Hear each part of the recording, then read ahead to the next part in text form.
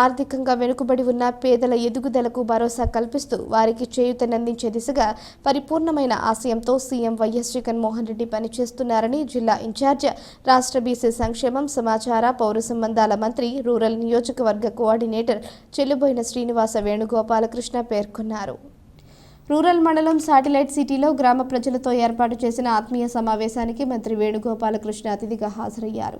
ఈ సందర్భంగా ఆయన మాట్లాడుతూ సీఎం జగన్మోహన్ రెడ్డి పేద ప్రజల ఆర్థిక అభివృద్ధి లక్ష్యంగా 45 సంవత్సరాలు దాటిన వారికి చేయూత పథకాన్ని అందించి ఆర్థికంగా బలోపేతం చేశారన్నారు. దీంతో పాటు ఇల్లు లేని వారికి ఇళ్ల స్థలాలు, డ్వాక్రా ద్వారా ఆసరా, రుణమాఫీ, పెద్దలకు వృద్ధాప్య పెన్షన్ అందించడమే కాకుండా విద్యకు అత్యంత ప్రాధాన్యతనిస్తూ అమ్మఒడి నుంచి విదేశీ విద్య వరకు ఫీజు రియంబర్స్మెంట్తో ప్రోత్సహిస్తూ పేదవారు ఉన్నత విద్యను అభ్యసించే దిశగా వారికి భరోసా కల్పించారన్నారు. ఉభయ రాష్ట్రాల నుంచి శెట్టి బలిజ సంఘం, పిల్లి సుబ్రహ్మణ్యం, మాజీ వైస్ ఎంపీపీ నక్కా రాజబాబు, రాష్ట్ర యువజన విభాగపు కార్యదర్శి పిల్లి సిరిబాల, అంగాడ సత్యప్రియ, గృహ సారథులు పాల్గొన్నారు.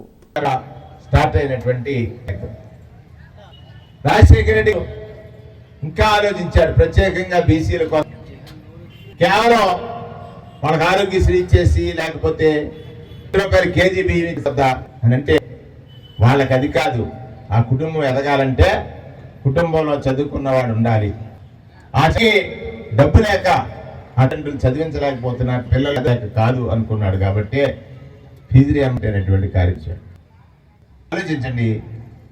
పేదవాడి కోసం ఆలోచించిన నాయకుడు, ఒక ఆశయం ఉన్న నాయకుడు.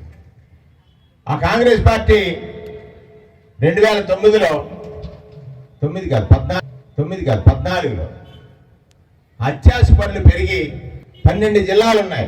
7 కేంద్ర మంత్రులు. అక్కడ పనబాగ లక్ష్మి గారు అన్యాయం చేసింది కాంగ్రెస్ పార్టీ అత్యాశ వల్ల.